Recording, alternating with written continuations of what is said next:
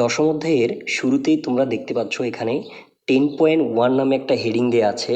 এই হেডিং থেকে আমরা যে বিষয়টা বুঝবো এই অধ্যায়ের যে কাজটা দেওয়া আছে সেটা কিভাবে করা যায়। Look at the illustration below. The illustration are from orange sport sticker album. In pair, write the name of the sports, then discuss what you know about those sports. এই যে হেডিংটা দেওয়া আছে এটার মানে বোঝাচ্ছে, নিচের ছবিগুলো দেখো, এই ছবিগুলো অরেনের স্পোর্ট স্টিকার অ্যালবাম থেকে নেয়া। জোড়ায় এই খেলাগুলোর নাম লেখো, তারপর এই খেলাগুলো সম্পর্কে তুমি যা জানো তা লেখো। চলো বন্ধুরা, আমরা নিচে অ্যালবামগুলোর দিকে লক্ষ্য করলে অ্যালবামগুলো দিয়ে কি কোন খেলাকে নির্দেশ করছে সেটা আমরা খুব ভালোভাবে বুঝতে পারবো। চলো আমরা অ্যালবামগুলো দেখি। প্রথম যে অ্যালবামটি দেয়া আছে সেই অ্যালবামটির মধ্যে আমরা 3জন প্লেয়ার এবং একটি নেট এবং একটি বল দেখতে পাচ্ছি। সো এই খেলাটি দ্বারা আমরা বুঝতে পারছি এটা হচ্ছে একটা ভলিবল খেলা। তারপর স্টিকার 2-এ যে খেলাটি দেওয়া আছে এখানে 3 থেকে 4জন প্লেয়ার আছে এবং একটি ফুটবল আছে। সো ফুটবল এবং প্লেয়ারগুলো দেখে আমরা বুঝতে পারলাম যে এটা একটা ফুটবল খেলা। তারপর 3 নম্বর যে স্টিকার আছে সেই স্টিকারের মধ্যে আমরা স্টিকারটা দেখে নিশ্চিত হতে পারছি যে এটা হচ্ছে শীতকালীন একটা খুব জনপ্রিয় খেলা, ব্যাডমিন্টন খেলা। তারপর 4 নম্বর যে স্টিকার আছে 4 নম্বর স্টিকারের মধ্যে আমরা দেখতে পাচ্ছি এখানে একজন অ্যাথলেটিক সাঁতার কাটছে। সো আমরা এটাকে বলতে পারবো এটা হচ্ছে সুইমিং। তারপর 5ম নম্বর যে স্টিকার আছে সেই স্টিকারে একই রকমভাবে 2জন প্লেয়ার, একটি নেট এবং একটি বল। সো আমরা এটাকে বলতে পারবো ভলিবল খেলা। তারপর সর্বশেষ যে পিকচারটি আছে সেই পিকচারের মধ্যে তোমরা দেখতে পাচ্ছ 2জন প্লেয়ার একটি ফুটবল নিয়ে দৌড়াচ্ছে বা কিক করতেছে এবং এটার পাশে আবার লেখা আছে FIFA world cup Mexico 86। So 1986 সালে মেক্সিকোতে যে বিশ্বকাপটি হয়েছিল সেই খেলাটির একটি চিত্রই এখানে তুলে ধরা হয়েছে।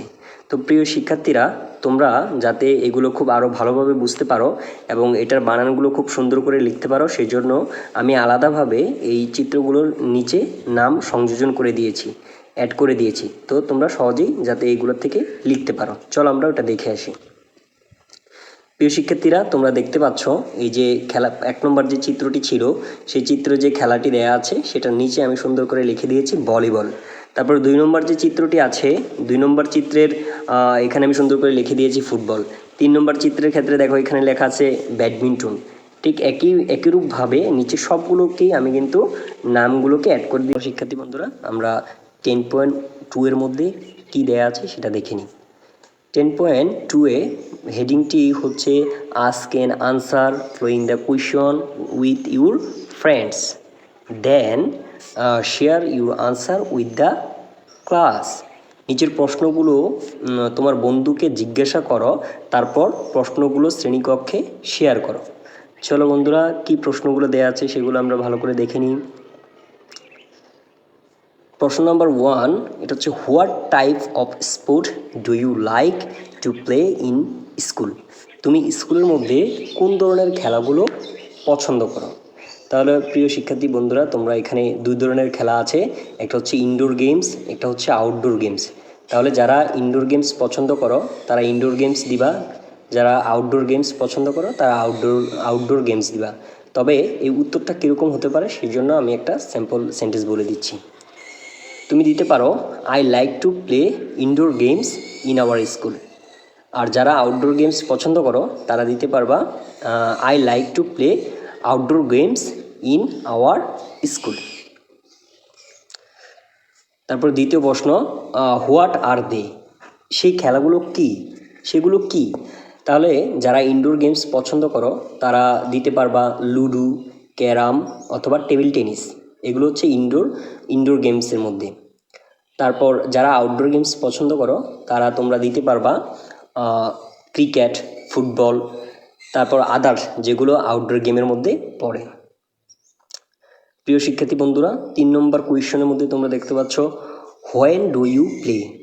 এই খেলাটা তুমি কখন খেলো? দেখো ব্রেকেটের মধ্যে একটা দেয়া আছে before after the classes or during the tiffin break.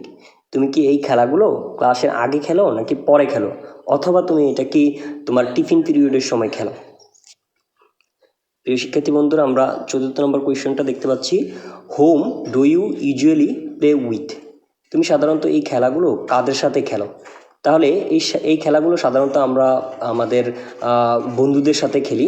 So এই কারণে আমরা এটার উত্তরটা এইভাবেই লিখতে পারবো, I usually play with my friend. প্রিয় শিক্ষার্থী বন্ধুরা, তার পরবর্তী যে প্রশ্নটা আছে, do you have a friend who plays very well?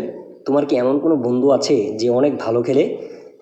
অবশ্যই এই ধরনের প্রশ্নতে সবারই কেউ না কেউ ভালো বন্ধু থাকে যে অনেক ভালো খেলে। তো এই ক্ষেত্রে উত্তরটা এরকম হতে পারে, yes I have a friend who plays very well, his name is Rakib. প্রিয় শিক্ষার্থী বন্ধুরা, পরবর্তী যে প্রশ্নটা আছে, do you have any friends who can not play with you? If yes why? তোমার কি এমন কোনো বন্ধু আছে যে ভালো খেলতে পারে না? যদি থাকে তাহলে কেন খেলতে পারে না সেটা বলে দিবা। তাহলে এটার উত্তরে এরকম দিতে পারো তুমি, yes I have a friend, his name is Farhad, he can not play with us because he is not physically strong বা ফিজিক্যালি চ্যালেঞ্জিং বয়।